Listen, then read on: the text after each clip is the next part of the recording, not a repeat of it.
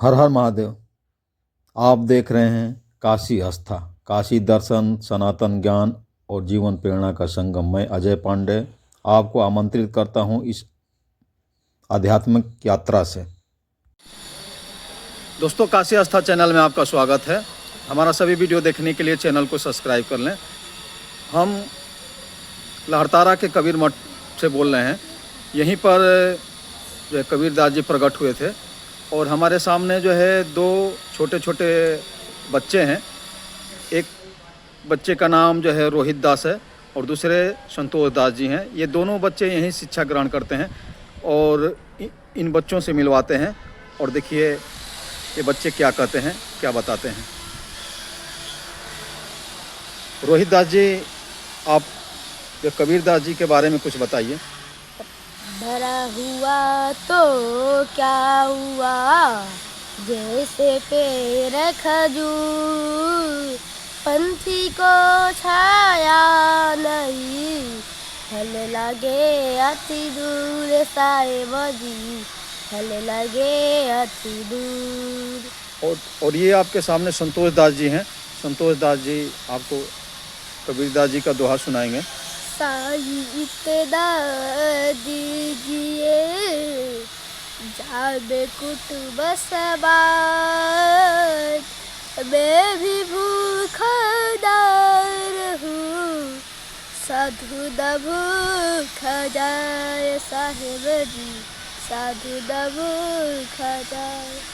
कबीरदास जी की दोहा ये बच्चे कितना बढ़िया सुना रहे हैं और कंठस्थ याद है। तो रोहित दास जी और संतोष दास जी, काशी आस्था चैनल में आप लोगों का स्वागत है और आप लोगों से मिल करके बहुत बढ़िया लगा। जैसे हाड़ जरे जो लाकड़ी, केस जरें जो घास, सब तन जलता देख करी, भया कबीर उदास। ये पंक्तियाँ संत कबीरदास जी की लिखी है। संत ने कभी कलम नहीं पकड़ा, लेकिन उनकी ओर से दिए गए ज्ञान आज भी लोगों को कर्तव्य पथ पर आगे बढ़ने की प्रेरणा देते हैं। ये जो सामने दिख रहा है यह तालाब है।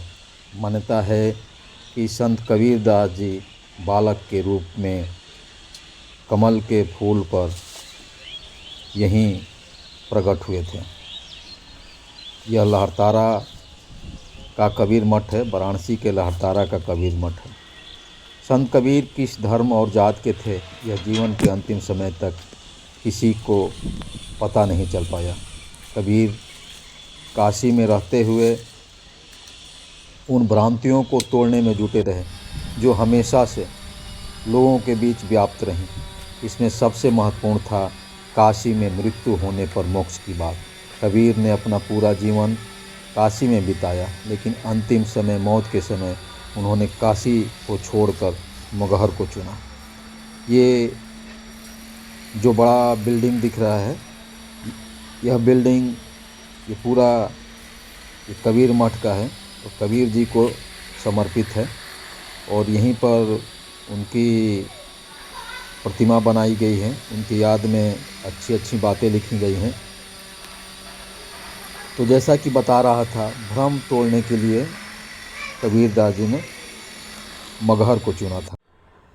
मगहर के बारे में कहा जाता है यह हमेशा से कि मगहर मरे तो गधा होए और काशी मरे तो मोक्ष। मतलब कि जब मौत होती है, अगर मगहर में मरे तो उसकी जो है गधे के रूप में जन्म होता है, अगला जन्म गधे के रूप में, और काशी मरे तो मोक्ष। इन भ्रांतियों को ही तोड़ने के लिए अंतिम समय में कबीरदास जी मगहर चले गए थे। काशी से कबीर का रिश्ता बहुत पुराना था। कबीर पंथियों के लिए काशी किसी तीर्थ स्थली से कम नहीं। काशी में कबीर से जुड़े 3 महत्वपूर्ण स्थल है। इसमें सबसे महत्वपूर्ण है लहरतारा। यहीं से कबीर पंथ की शुरुआत मानी जाती है। इसी तालाब के किनारे कबीरदास जी मिले थे। नीरू और नीमा नामक जुलाहा दंपत्ति ने उनका पालन पोषण किया था।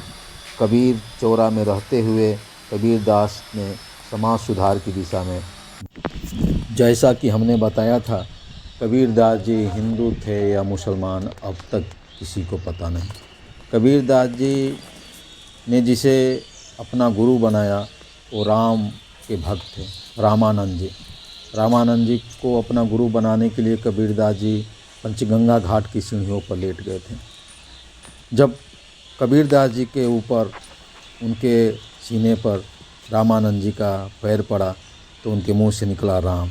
कबीरदास जी इसी राम के नाम को अपना गुरु मंत्र बना लिया और भक्ति के मार्ग पर चल पड़े। वो न जाने कितने किताबें लिखी थी, बहुत ढेर सारी किताबें लिखी थी। हम यहाँ के मुख्य पंथी से बात करेंगे, जो यहाँ के मुख्य पंथी हैं लहरतारा के, और ये आपको बताएंगे।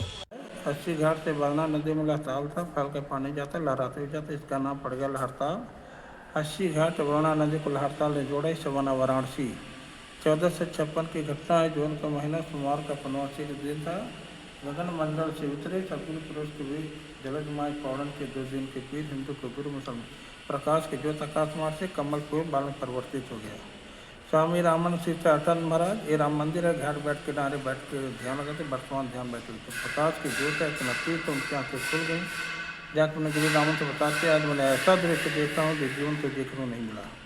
रामन स्वामी का कहना था, जब इस प्रकार से घटना घटता है, कोई चमत्कार होता है, किसी देव की उत्पत्ति होती है। नीरू नीमा कबीरदास जी के जयंती पर इसी लहरतारा कबीर मठ पर हजारों उनके भक्तों की भीड़ लगती है। लोग पहुंचते हैं और उनसे प्रभावित होकर जाति धर्म से ऊपर उठकर जीवन यापन का संकल्प लेते हैं। यहाँ के कुएं का पानी और मिट्टी का तालाब लोग अपने घर ले जाते हैं। कबीर चौरा स्थित मुलगादी में कबीर द्वारा इस्तेमाल किए जाने वाला कुआं, इन दोनों जगहों के जल को आज भी कबीर पंथी किसी गंगा जल से कम नहीं मानते। पानी और तालाब की मिट्टी को अनुयायी अपने घर ले जाते हैं। कबीर पंथियों के लिए यह बहुत महत्वपूर्ण है। मुख्य पंथी का कहना है कि कबीर पंथ एक धर्म नहीं बल्कि लोगों को जीवन जीने का तरीका सिखाने का एक मकसद है। आज के तमाम आडंबर और भ्रांतियों को तोड़ते हुए, दूर करते हुए कबीर की बातों का अनुसरण करना कबीर पंथ की मूल जड़ है। पंथी का कहना है कि कबीर साहब की जयंती के मौके पर यहाँ होने वाले विविध कार्यों से प्रभावित होकर लोग यहाँ पर पहुँचते हैं। यहाँ जलने वाली अखंड ज्योति हो या मंदिर का वह स्वरूप अब समय के साथ बदल रहा है, यह भी कबीर पंथ के बढ़ रहे प्रभाव को बताने के लिए काफ़ी है। जो घाट कभी कच्चा था अब वह पक्का बनता जा रहा है। सबसे बड़ी बात यह है कि कबीर से जुड़ी स्मृतियों को सहेजने के लिए एक न्यू म्यूजियम और लाइब्रेरी का यहाँ पर जो बिल्डिंग देख रहे हैं निर्माण कराया जा रहा है। इससे आने वाले दिनों में लोग यहाँ ज्ञान प्राप्त करेंगे, कबीर से जुड़ी बातों को जानेंगे और उनके कर्तव्य पथ पर चलेंगे।